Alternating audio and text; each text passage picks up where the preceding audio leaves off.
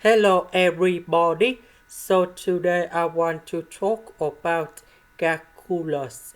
The topic that is about limit. So now I want to show you how to answer. I will put this one goal here. Now we need to concentrate on this one.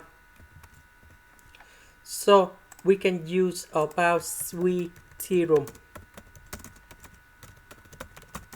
So we know that the range of cosine 1 over s, that should be about from negative number 1 to positive number 1. The next one, we multiply both sides by s squared.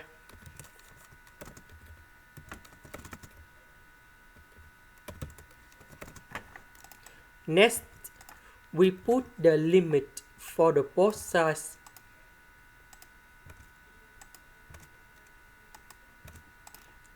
So this one, the limit of this one, you got number 0 because we just put number 0 going here, and that's why we have number 0. Similar for the second one. That means this one equals to number 0 because this one and this one equals to number 0. That's why this one should be equals to number 0. Now we need to go back in here. So this one equals to number 0. And we can put like this, and we have number 1. This is the end. Thank you for watching.